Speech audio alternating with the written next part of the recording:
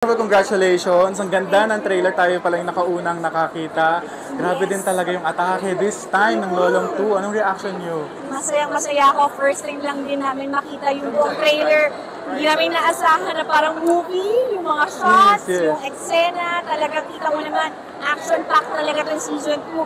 At nagulat din ako dun sa eksena ko. Hindi ko in-expect. Wala. Tumayo yung balahibo ko ng time. Ay, wow. Thank you naman. Dahil narinig ko yan, sobrang na-happy ako lalo. Kasi yun na yung parang kinagulat ng reaction ng lahat na nagulat sila. Dulo yun eh, grabe. May ganun Oo, naiyak ako actually. Naiyak ako na ganun yung kinalabasan kasi ilang beses namin ulit yun.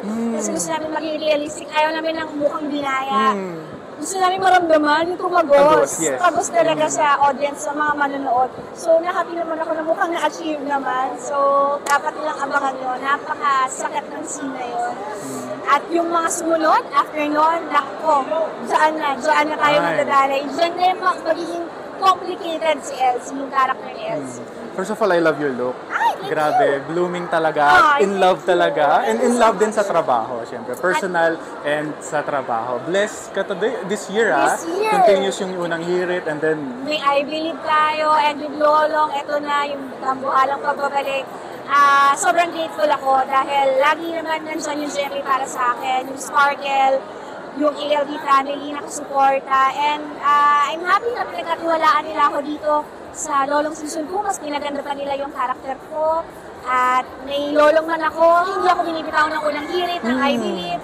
Nag-giveaway sila sa taping, and yun yung nakakatuwa kasi kaliwat kanan yung blessings na nandiyan sa akin, lalo pa ngayon na malapit na yung kasal, kailangan syempre mag-ipon, diba? So, yun, thankful ako na hindi ako napapabayaan ng network.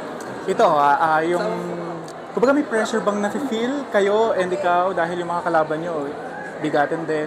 Pero alam ko naman may laban kayo. Anong reaction nyo doon na makakatapat niyo ulit sila? May pressure, hindi naman nawawala yung gaya ng lahat ng sinasabi ng co-actors ko. May pressure always. Pero good pressure siya na galingan pa namin, maging better version of ourselves, mas pagandahin or mas galingan pa dun sa previous roles namin, baguhin namin, bagong atake, new flavor, para rin naman sa mga manonood yan eh. Pero yeah, good pressure, wala namang parang competition talaga. Gusto lang namin mabigyan ng justice yung storya na binibigay sa amin ng writers kasi napakaganda.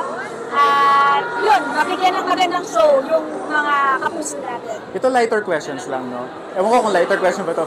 Since maganda rin yung love team niyo with Ruru Madrid and ikaw, maganda rin may mga following ni kayo with David Dicapo. Are you still open to work with him soon? Oo naman. Wala.